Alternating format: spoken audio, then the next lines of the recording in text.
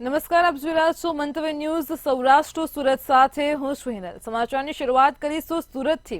સુરતમાં ડિજિટલ અરેસ્ટનો મોટો કેસ સામે આવ્યો છે। સુરતથી સમાચાર મળી રહ્યા છે। 90 વર્ષના સિનિયરને ડિજિટલ અરેસ્ટ કરવામાં આવ્યો છે। ડિજિટલ અરેસ્ટ કરી 1,15,50,000 રૂપિયા પણ પડાવ્યા છે। તો સીબીઆઈ, ઈડી, મુંબઈ પોલીસને સુપ્રીમ કોર્ટના નામનો દુરુપયોગ કરાયો છે। સુરતમાં ડિજિટલ અરેસ્ટનો મોટો કેસ સામે આવ્યો છે। આરોપીઓ વિરુદ્ધ 14 રાજ્યોમાં 28 જેટલા ગુનાઓ પણ નોંધાયેલા છે। સીબીઆઈ, ઈડી, મુંબઈ પોલીસને સુપ્રીમ કોર્ટના નામનો અહીં દુરુપયોગ થયો છે। તો સમગ્ર મામલે સુરત ક્રાઇમ બ્રાન્ચે 5 આરોપીઓની ધરપકડ કરી છે। પોલીસે આરોપીઓ પાસેથી 28 મોબાઈલ, 9 સિમ કાર્ડ જપ્ત કર્યા છે। 46 ડેબિટ કાર્ડ, 23 બેંક ચેકબુક, 9,50,000 રોકડ પણ જપ્ત કરી છે। કુલ રૂપિયા 15 લાખનો મુદ્દામાલ કબજે કરાયો છે, જ્યારે અન્ય 16,51,000 રૂપિયા બેંકમાં સીઝ કરવામાં આવ્યા છે। તો સુરતથી સમાચાર મળી રહ્યા છે। ડિજિટલ અરેસ્ટનો આ સૌથી મોટો કેસ સામે આવ્યો છે, જેમાં 90 વર્ષના સિનિયરને ડિજિટલ અરેસ્ટ કરી 1,15,50,000 રૂપિયા પડાવ્યા છે। તમામ આરોપી હાલ સુરતમાં રહે છે, જે મૂળ સૌરાષ્ટ્રના વતની હોવાનું સામે આવ્યું છે। તો સમગ્ર મામલે રમેશ કાતરિયા, ઉમેશ જિંજાળા, નરેશ શુરાની ધરપકડ કરાઈ છે। ફ્રોડ આચરનાર વિરુદ્ધ એક મુહિમ ચલાવવામાં આવી છે।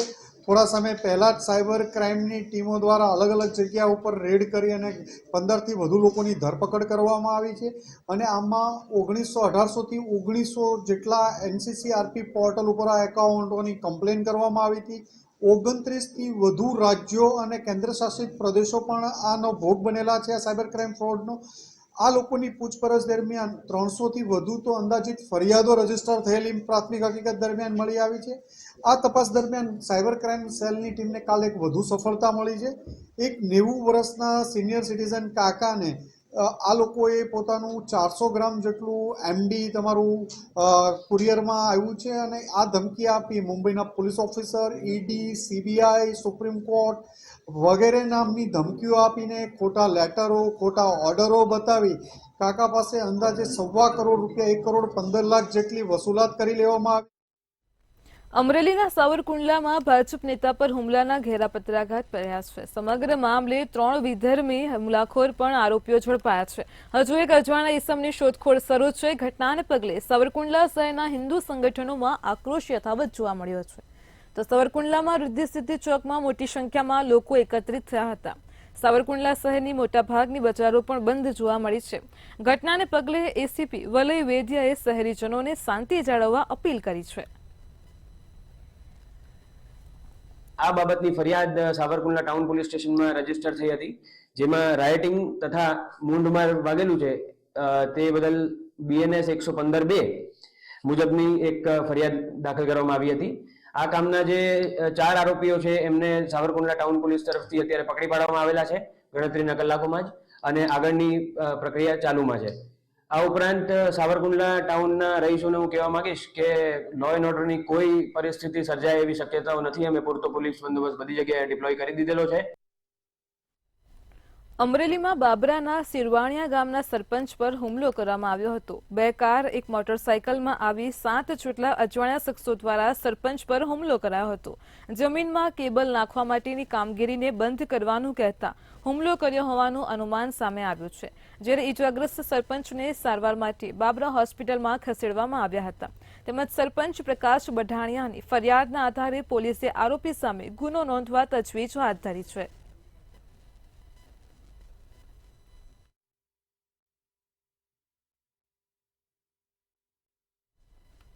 રાજકોટમાં વિશ્વ હિન્દુ પરિષદને બજરંગ દળે ઉગ્ર વિરોધ પ્રદર્શન કર્યો છે। બાંગ્લાદેશમાં હિન્દુઓ વિરુદ્ધ પ્રવૃત્તિ અને અત્યાચારને લઈને વિરોધ પ્રદર્શન કરવામાં આવ્યું છે। તો રાજકોટના ત્રિકોણબાગ ખાતે વિરોધ પ્રદર્શન કરવામાં આવ્યું હતું। ભારત સરકાર બાંગ્લાદેશમાં હિન્દુ વિરોધી તત્વોને રોકવા એક્શન લે તેવી પણ માંગ કરાઈ છે। બાંગ્લાદેશમાં હિન્દુ નેતાઓને મુક્ત કરવા માટે પણ માંગ કરાઈ છે।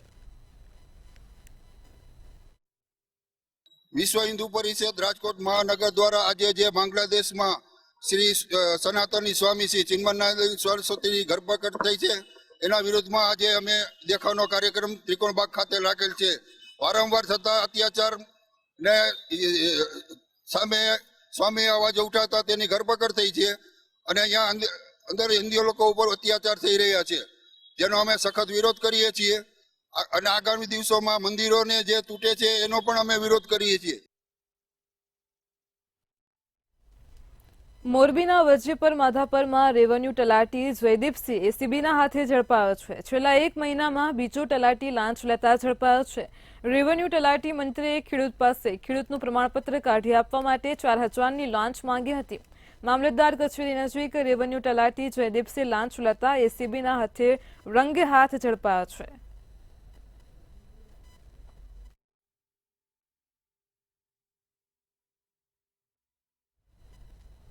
મોરબીથી દિન પ્રતિદિન વ્યાજખોરીના કિસ્સાઓ પ્રકાશમાં આવી રહ્યા છે. ત્યારે આવા વ્યાજખોરો દ્વારા મોટાભાગે પાટીદાર સમાજના યુવાનોને નિશાન બનાવવામાં આવી રહ્યા છે. આ પ્રકારના અન્યાય સામે લડવા માટે મોરબીમાં શ્રી પાટીદાર યુવા સેવા સંઘની રચના કરવામાં આવી છે. શરૂઆતમાં જ આ સંઘમાં 2500 થી 3000 જેટલા યુવાનો જોડાયા છે. તેમજ આવા લુખ્ખા તત્વોથી બચવા માટે પાટીદાર સમાજના યુવાનોએ 200 જેટલા ફોર્મ ભરી ગન લાયસન્સ આપવા જિલ્લા કલેક્ટર સમક્ષ માંગ કરી છે. એવું પાટીદાર સમાજને મોરબીમાં પ્રતીત થઈ રહ્યું છે. ત્યારે અમારી માલ મિલકત, અમારી પ્રોપર્ટી અને અમારી બેન દીકરીને, અમારા યુવાનોની રક્ષા અમે જાતે કરશું. આ ઉદ્દેશ્ય સાથે આજે કલેક્ટર પાસે 500 યુવાનોએ રિવોલ્વરનું લાયસન્સ માંગ્યું છે. અને આ નગરી ઉદ્યોગની નગરી છે. કરોડો રૂપિયા હુંડિયામણ આ વિદેશથી રડી આપતી આ સિરામિક ઇન્ડસ્ટ્રીઝ મોરબીમાં છે. ત્યારે જાલમાલનું અને અમારા ઉદ્યોગોનું રક્ષણ કરવું એ અમારી ફરજ છે. એટલા માટે અમે આજે લાયસન્સ માંગવા માટે લીગલી પધાર્યા છીએ. હથિયારના લાયસન્સ માટે એક સાથે 150 થી 200 જેટલી અરજીઓ અમને કરેલી છે. હથિયાર લાયસન્સની અરજી એ સામાન્ય રીતે રાજ્ય સરકારના જે નિયત કરેલા ફોર્મ અને એના સિદ્ધાંતો મુજબ ઇસ્યુ કરવામાં આવે છે. ફોર્મની ચકાસણી કરી અને જિલ્લા પોલીસ અધિક્ષકનો અભિપ્રાય લઈને એ અરજી અન્વયે જે પણ કાયદેસરની કાર્યવાહી કરવાની રહેતી હશે તે અત્રેથી તાત્કાલિક કરવામાં આવશે. ભાવનગરના વર્તેજ પોલીસ મથક વિસ્તારમાં એક શખ્સ દ્વારા 5 વર્ષની બાળકીને ચોકલેટની લાલચ આપી તેની સાથે દુષ્કર્મ આચરવામાં આવ્યું હતું. ઘટનાના પગલે ઇજાગ્રસ્ત બાળકીને તાત્કાલિક સારવાર માટે હોસ્પિટલ ખસેડાઈ હતી. સમગ્ર મામલે વર્તેજ પોલીસ સ્ટેશનમાં પોક્સો એક્ટ હેઠળ ગુનો નોંધવામાં આવ્યો છે. જે ફરિયાદના આધારે વર્તેજ પોલીસે ગણતરીના જ કલાકોમાં આરોપીને ઝડપી પાડ્યો છે અને નામદાર કોર્ટ ખાતે રજૂ કરવા સહિતની કાર્યવાહી પણ પોલીસે હાથ ધરી છે. ભોગ બનનાર પોતાના ઘરે એકલા હતા તે દરમિયાન આરોપીએ આ ભોગ બનનારને ચોકલેટ આપવાની લાલચ આપી પોતાના ઘરે રમવા બોલાવેલા. બાદમાં એની સાથે દુષ્કર્મ કર્યું અને જે આ ભોગ બનનાર પોતાના ઘરે આવતા રોવા લાગ્યા અને તેના મમ્મીને એણે વાત કરી. બાદમાં પોલીસના રૂબરૂ આ ફરિયાદ લેવામાં આવ્યું. આ ભોગ બનનારનું મેડિકલ કરવામાં આવેલા છે અને આરોપીને પોલીસે અટક કરી લીધેલો છે. ભાવનગરના સિહોર નગરપાલિકાના વહીવટદાર અને ચીફ ઓફિસર દ્વારા 3 થી 4 ગણા વેરા વધારવાનો નિર્ણય કરાયો છે, જેનો નાગરિકોની સાથે રાજકીય પક્ષો પણ જોરદાર વિરોધ કરતા જોવા મળ્યા છે. નગરપાલિકાના પૂર્વ ઉપપ્રમુખે પ્રાદેશિક નગરપાલિકાઓ કમિશનની કોર્ટમાં સ્ટે માટેની અરજી કરી છે.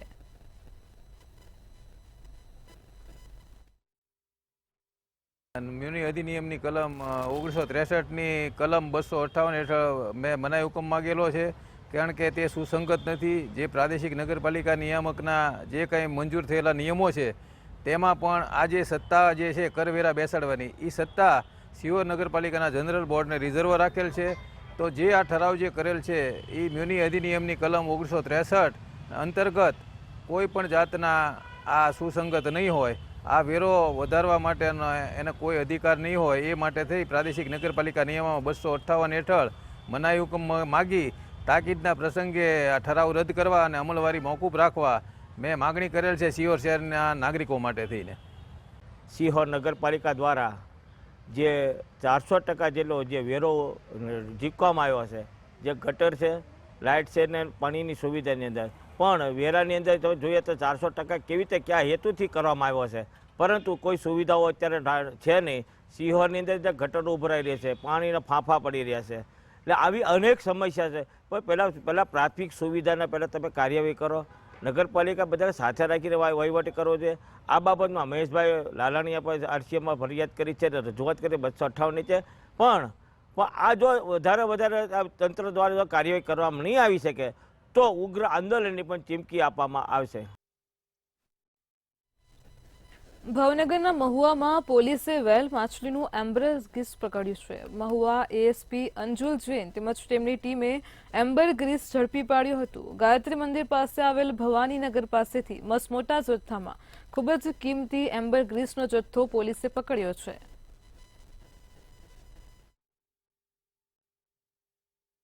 હજી ચોક્કસ જે ઘટના સામે આવી છે, ગુજરાતમાં સૌથી મોટો સ્પામ વેલ એટલે કે વેલ માછલીની ઉલટી નો જથ્થો છે જે ભાવનગરના મહુવામાં ઝડપાઈ ગયો છે.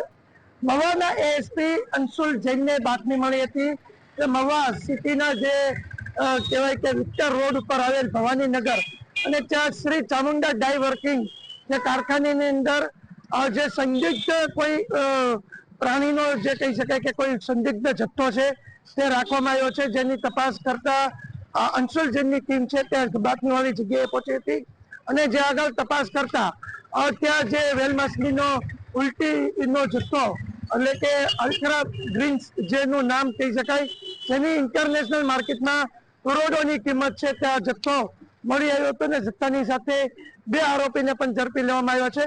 સમગ્ર જે જથ્થો મળ્યો તેને લઈને ફોરેસ્ટ વિભાગને જાણ કરવામાં આવી હતી. ફોરેસ્ટ વિભાગને જાણ થતા જ ભગીરથસિંહ ઝાલા એસીએફની ટીમ અને તે પોતે સ્થળ પર આવી પહોંચ્યા હતા અને આ જે સ્પામ જે મળી આવ્યું હતું તેનું કહીએ કે ચેક કરવામાં આવ્યું હતું ને તે હાલ પ્રાથમિક તપાસમાં વેલ માછલીની ઉલટી હોય તેવું જણાવવા પામ્યું હતું અને જેની સમગ્ર પંચનામું કરીને બંને આરોપી જેમાં જયદીપ સિયાળ અને રામજી સિયાળ બંનેને પૂછપરછ કરવામાં આવી હતી. પ્રાથમિક તપાસની અંદર રામજીભાઈ સિયાળ જે છે તેમને 1.5 વર્ષ પૂર્વે મહુવાના જે પિંગળેશ્વર મહાદેવનો દરિયાકાંઠો છે ત્યાંથી આ જથ્થો મળ્યો હતો. આ જથ્થાનું વજન 12 કિલો થયું છે. તેનું ઇન્ટરનેશનલ માર્કેટમાં કિંમત આમ તો 12 થી 15 કરોડ થઈ છે, પરંતુ જે કહી શકાય કે બ્લેક માર્કેટમાં પણ આનો જથ્થાની કિંમત 18 કરોડ થી પણ વધારે થઈ રહી છે. સમગ્ર જે જથ્થો છે તે એક જાતનો ગેરકાનૂની છે. ફોરેસ્ટ વિભાગની કલમો હેઠળ આ જથ્થો કોઈ પણ વ્યક્તિ છે તે રાખી નહીં શકે. જો કોઈ વ્યક્તિને આ જથ્થો આવવા મળે તો તેને તાત્કાલિક પોલીસ વિભાગને અથવા તો ફોરેસ્ટ વિભાગને જાણ કરવાની હોય છે.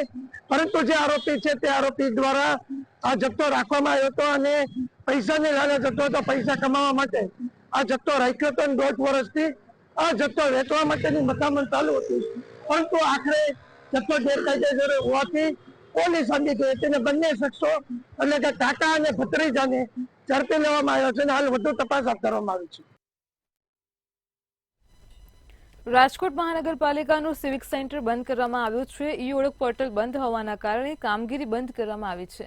સિવિક સેન્ટરના ગેટ પર બંધનું પાટિયું લગાડવામાં આવ્યું છે. જન્મ મરણ નોંધણી વિભાગની કામગીરી બંધ થતાં લોકોને હાલાકી ભોગવવાનો વારો આવ્યો છે. જન્મ મરણની નોંધ માટે આવતા લોકોએ કોર્પોરેશનની કામગીરી ઉપર રોષ વ્યક્ત કર્યો છે.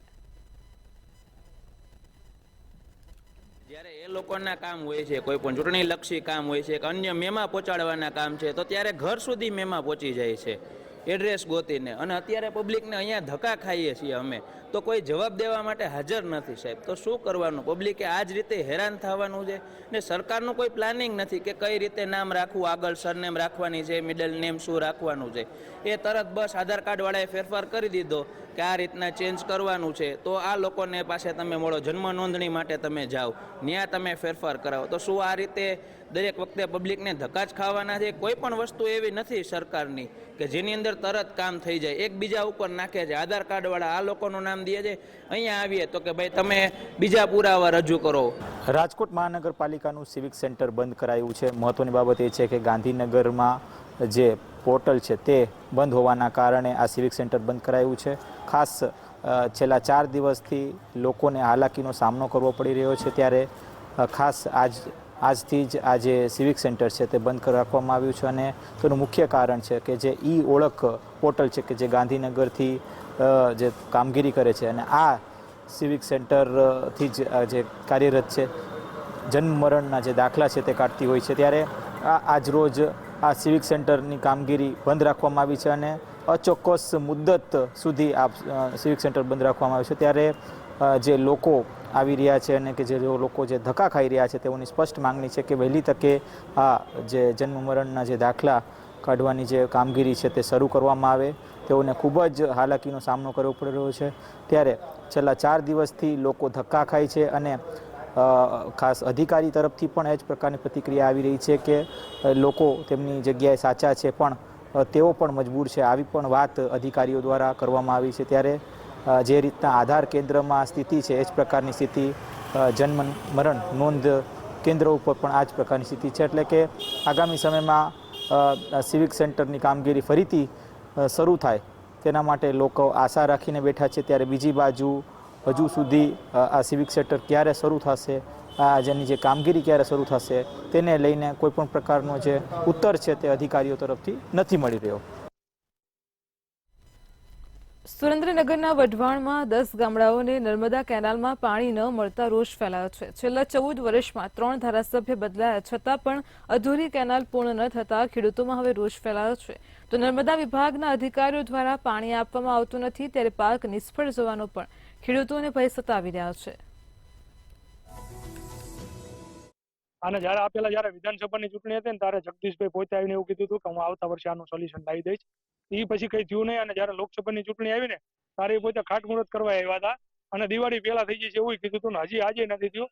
અને હજારો વીઘામાં જમીનમાં જીરાના ને એવા બધા રવિ પાકોના વાવેતર કરેલા એમને પડ્યા છે પાણી પાવાના અભાવે. સમસ્યા શું છે?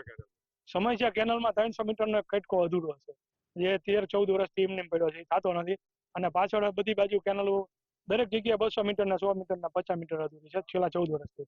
પણ અમને પૂરતા પ્રમાણમાં પાણીનો ફોર્સ આપતા નથી અને વારંવાર રજૂ કરવામાં આવવા છતાં એમ કે છોડીશું અને ધારાસભ્ય શ્રીને રજૂઆત કરી છતાં એ કે છે હું કહું છું મેડમ કે હા હું છોડું છું પણ કોઈ છોડતા નથી અને અમે ખેડૂત અંદરો અંદર ખાલી ઝઘડા કરી અને હેરાન થઈ છે અને એનો અર્થ કોઈ છે નહીં. તો આ વહેલી તકે સરકારશ્રીમાં અમારી રજૂઆત છે કે કરે નકર અમારે નો છૂટકે આંદોલન કરવું પડશે અને કેનલો બંધ કરવી પડશે. મેઇન કેનલ બંધ કરી નાખશું પછી કોઈ કહેતા નહીં કે ભાઈ કેમ આવું થાય છે. આજે 14-15 વર્ષ થઈ ગયા હજી સુધી વઢવાણને પાણી કાયદેસર ક્યાંય એટલે ક્યાંય નથી મળ્યું. અહીંથી વઢવાણની જમીન આપણી કપાણી છે વઢવાણની, તો વઢવાણના ખેડૂતોને પાણી નહીં આમ બોટાદ લઈને પાણી પહોંચે છે. તો આ ખરેખર અન્યાય છે. કોને રજૂઆત કરી? રજૂઆત 3-4 વખત તમામ અમારા રાજપૂત સભ્યોએ બધા રજૂઆત કરી. નર્મદામાં કરી, કલેક્ટરમાં કરી, ધારાસભ્ય ખાતમુહૂર્ત કરી કે તમારો પટ્ટો થઈ જશે, હજી સુધી થયો નથી. દર વર્ષે ચૂંટણી આવે ત્યારે ઓલા ધક્કા કઈ રીતે મામા બનાવી જાય છે પણ કઈ થતું નથી. અત્યારે તે 2-3 દિવસમાં પાણી આવી જાય છે એવું કહે છે અને બધાએ જીરા વાવી દીધા છે અને અત્યારે પાણી આવતું નથી.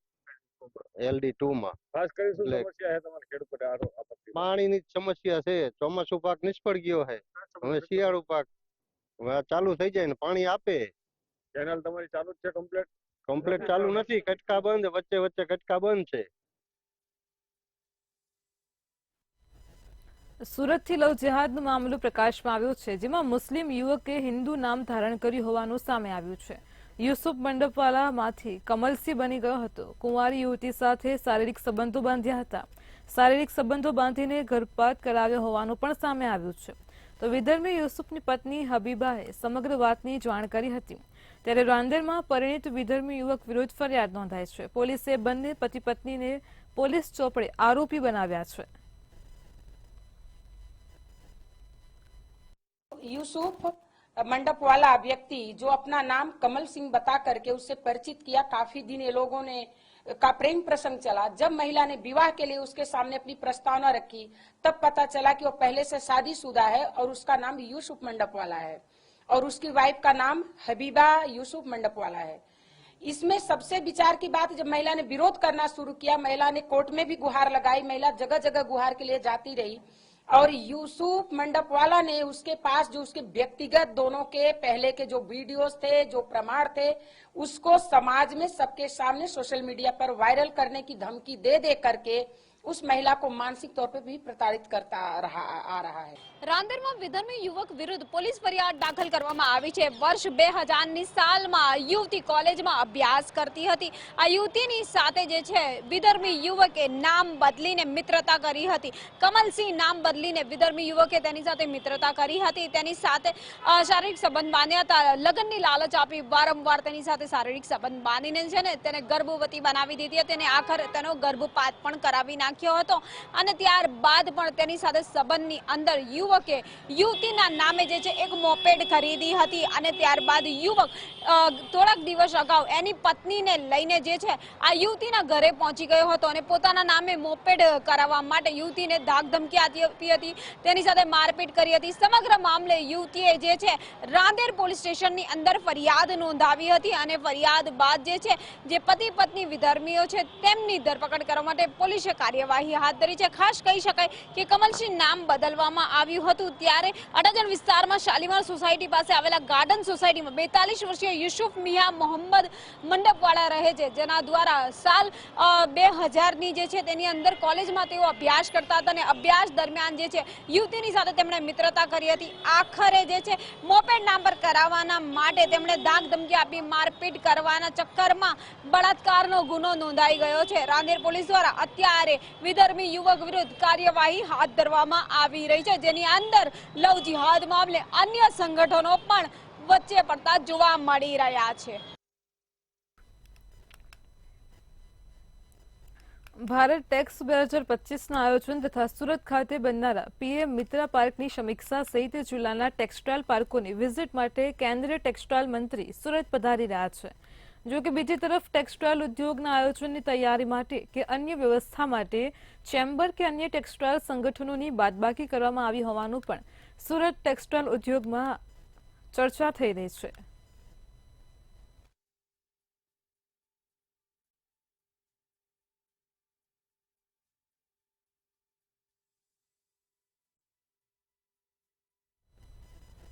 સુરતમાં ઓલપાડ કિમ સ્ટ્રીટ હાઈવે ઉપર વિદ્યાર્થીઓને અકસ્માત નડ્યો હતો। મૂળદ ગામ નજીક વિદ્યાર્થીઓની કાર હાઈવે પરથી નીચે ઉતરી ગઈ હતી। કાર ચાલકે સ્ટીરિંગ પરથી કાબુ ગુમાવતા જ અકસ્માત સર્જાયો હતો। કારમાં 4 થી 5 જેટલા વિદ્યાર્થીઓ સવાર હતા। તમામ ઇજાગ્રસ્ત વિદ્યાર્થીઓને સારવાર અર્થે હોસ્પિટલ ખસેડવામાં આવ્યા છે।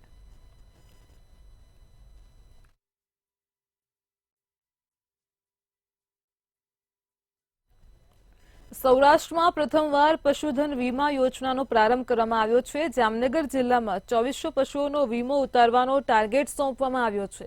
ગુજરાતના પશુપાલકોના વ્યાપક હિતને ધ્યાને લઈ રાજ્ય સરકારે પશુધન વીમા સહાય યોજના અમલમાં મૂકી છે। આ માટે સરકાર અને વીમા કંપની વચ્ચે MOU પણ કરી દેવામાં આવ્યા છે। તો કેન્દ્ર સરકાર દ્વારા પાયલોટ પ્રોજેક્ટ તરીકે સૌરાષ્ટ્ર કચ્છના 12 જિલ્લાઓનો સમાવેશ કરાયો છે। આ સાથે જ 50,000 પશુઓના વીમા ઉતારવાનો ટાર્ગેટ પણ સોંપવામાં આવ્યો છે। પશુપાલકોએ એક અરજીમાં વધુમાં વધુ 3 પશુઓના વીમા આપવામાં આવશે। અત્યાર સુધીમાં સૌરાષ્ટ્ર અને કચ્છમાં 435 પશુઓના વીમા ઉતારવામાં આવ્યા છે।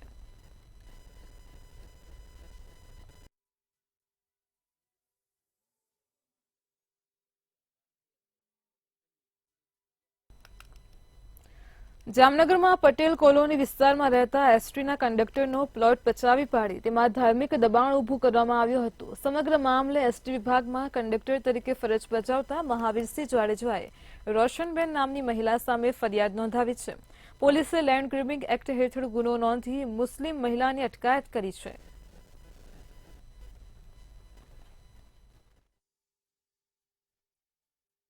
ની લેન્ડ ગ્રેબિંગ એક્ટ મુજબની ફરિયાદ તે વખતે ફરિયાદી દ્વારા લેન્ડ ગ્રેબિંગ કમિટીમાં કરવામાં આવેલ હતી અને ત્યારબાદ લેન્ડ ગ્રેબિંગ કમિટી દ્વારા આ ફરિયાદને અનુસંધાને તપાસ કરી અને આમાં ગુનાહિત કૃત્ય થયેલું છે તેવો અભિપ્રાય આપેલો હતો। જેના આધારે Jamnagar city B division police station દ્વારા આ ફરિયાદીની ફરિયાદ હકીકતની FIR લેવામાં આવેલી છે અને જેની તપાસ માં જે આરોપી છે રોશનબેન એમની અટકાયત કરી અને આગળની કાર્યવાહી માટે ઇન્વેસ્ટિગેશન ચાલુ છે।